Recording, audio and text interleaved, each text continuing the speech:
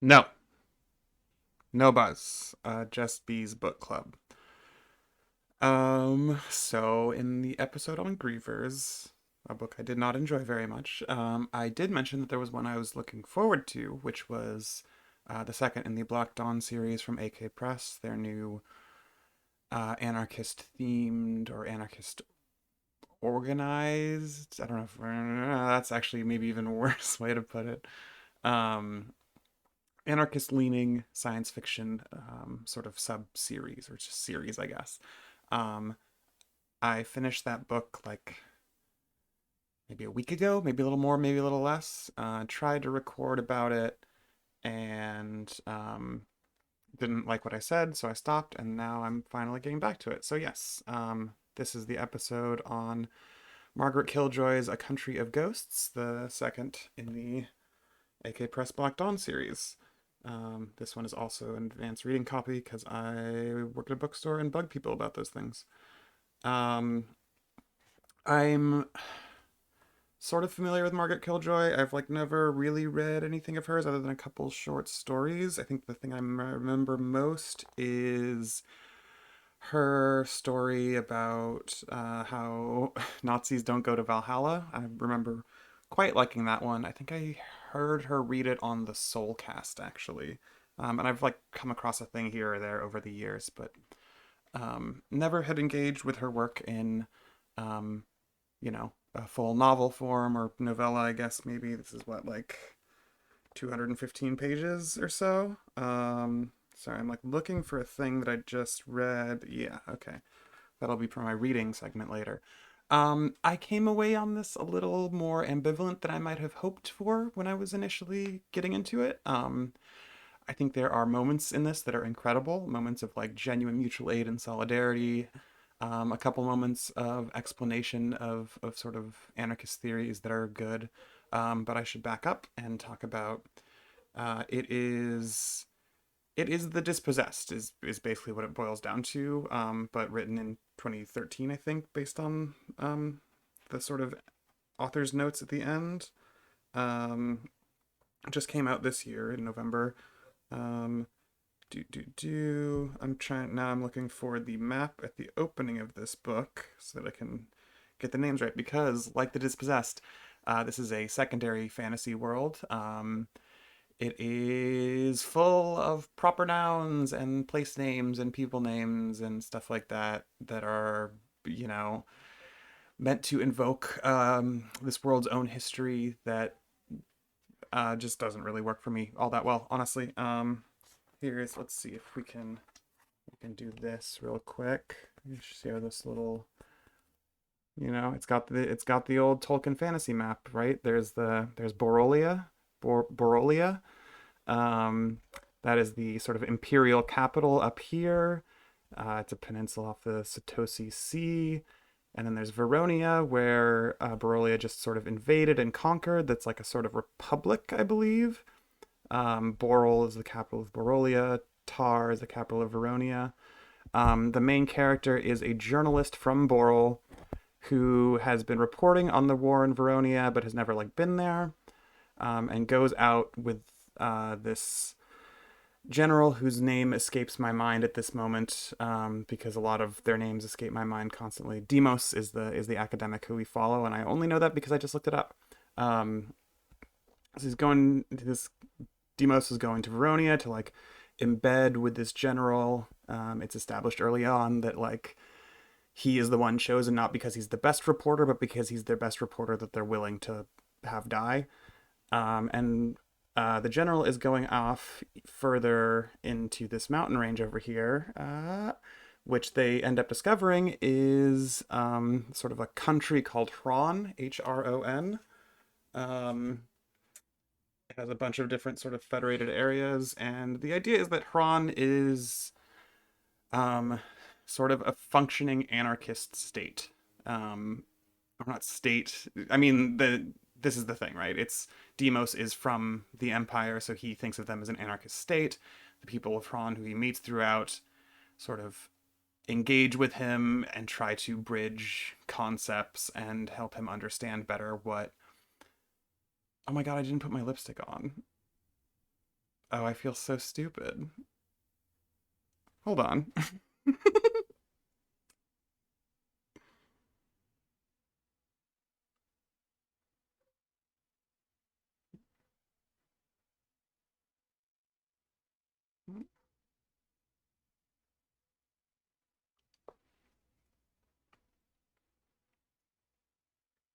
Doing that in a mirrored OBS is.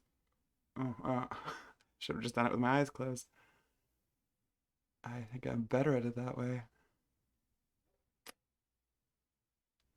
Ooh. See, I can't.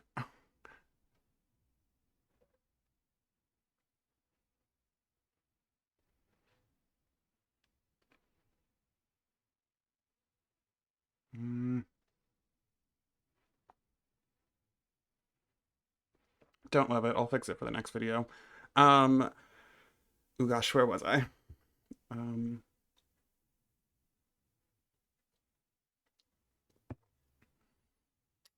Um, yeah, so there's like a sort of exchange of ideas. A lot of the book is, I guess, again, sort of like the Dispossessed. It is about sort of figuring out what it looks like to portray an anarchist, like a functioning anarchist society, which has its ups and downs. I think, I guess.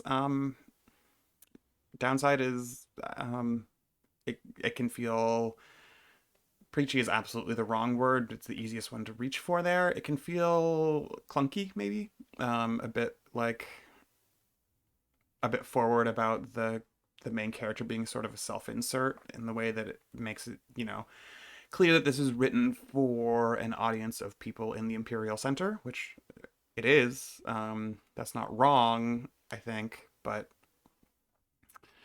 yeah, it's a bit awkward sometimes. But like I was saying before, I guess I mean the premise is, and then you get this right off the bat that like Demos is the person who doesn't just see the conqueror general in the top hat like go off and win the war like he was supposed to when he was sent out for this journey or his this assignment. He ends up seeing this man die and sort of becomes embedded with the Huron people and um, sort of learns about their way of life and how an anarchist society can function based on just mutual aid and reputation and um, you know everyone being free to collectively care for each other.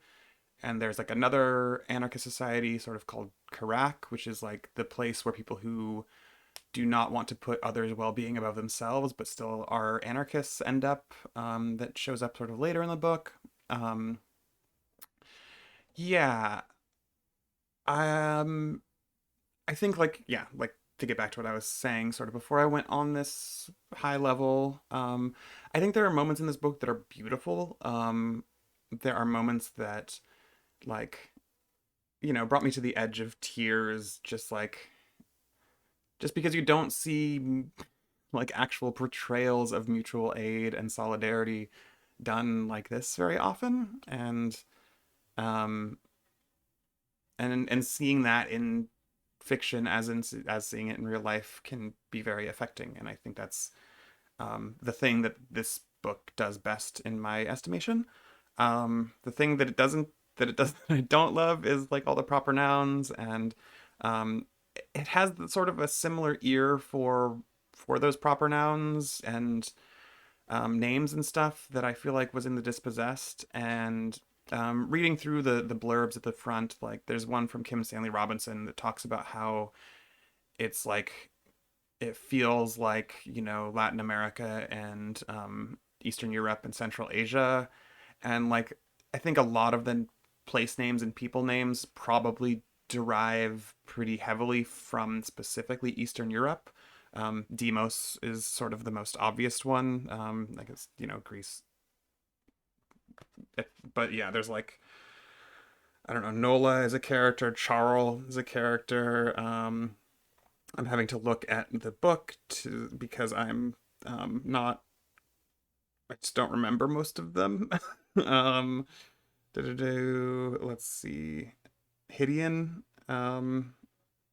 which I guess means devil in Huron. That's like another character. Soros. with two R's, Marley. Again, just like listing off names. um, like people have been living in the Syrinx for centuries at least. Molochmari, where I'm from. So again, place names, Veronia and Hernople, and um, it all. It might just be that I don't have an ear for sort of like Eastern European phonology in a way that would like open this up for me. And that's cultural imperialism. But it's also experience, I guess, for me. It's just I don't know. It sort of washes over me in a way that I don't.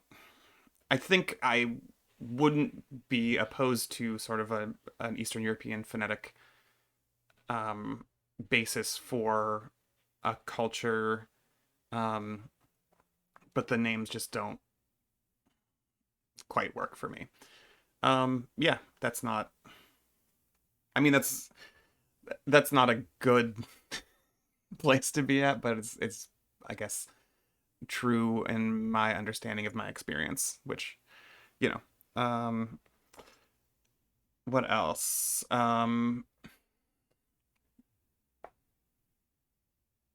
Hmm. I guess like I guess one of the main things that is to say about this is that it is about the ways in which an anarchist society might function, but it's also like that's sort of throughout the book brought up, mostly in talking in people from Prawn talking to Demos, but like sort of the narrative thrust of it is that this big empire is now discovering that there is a you know and a functioning anarchist society on its border or its new border, and the way that that becomes sort of an existential threat and how that can be responded to. I did mention it was written in 2013, I think, based on the author's notes. Um, that I think is important because there is a good amount of General Assembly type stuff happening in this. Um, do, do, do, let's see.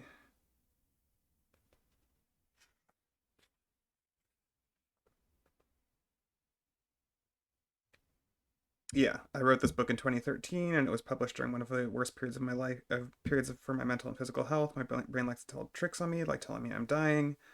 It especially used to like doing it back then. Um, I know how dramatic this sounds, but I'm a dramatic person, and you can handle it. This is from like the afterword specifically of A Country for Ghosts, um, which is like a really lovely and straightforward piece of writing that tackles some of the problems that Margaret Killjoy has with the book also, which is interesting.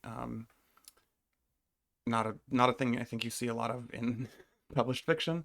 Um, but yeah, shit, I kind of lost my train of thought there. Oh, General Assemblies. Yeah, it's so there's definitely like a heavy Occupy anarchism influence on this society, which is interesting and like being real like was in some parts very very touching to me as someone who cares deeply about their own experience of that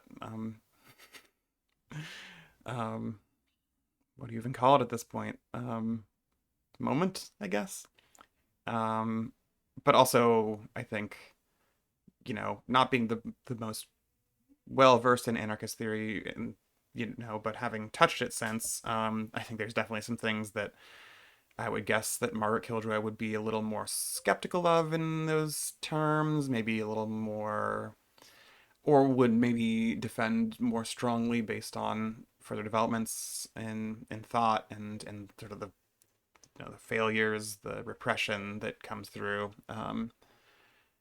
But yeah, okay, I'm gonna read some stuff because I think this does a very good job. I happened to flip through this earlier when I was setting up for this. I think this bit does a really good job of showing the kind of moments that this book does best.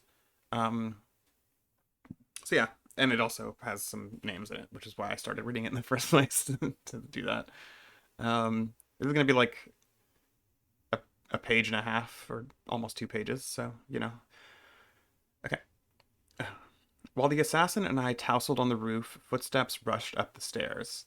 I was no match for the fellow, though. He had military training, and I had a bullet wound. Get off him! I heard an old woman yell. Then a boot was kicking Charles in the ribs with fierce determination. Charles pulled off of me and stood. I scrambled to my knees and saw that the three people I had been eavesdropping on had joined me on the roof. The younger of the two women, still the younger of the two women, still easily in her late 50s, had been kicking my attacker and stood brandishing a ceramic mug. Right, this is an advanced reader copy. Back the fuck off, old woman, Charles screamed. I have a gun. I can see that, she said, then stepped in swinging. He fired, and my heart leapt. The bullet struck the woman in the forearm, and I can't swear to it, but I think I heard her bones shatter from where I was. I grappled Charles by the legs while the woman's friends came in and disarmed my attacker.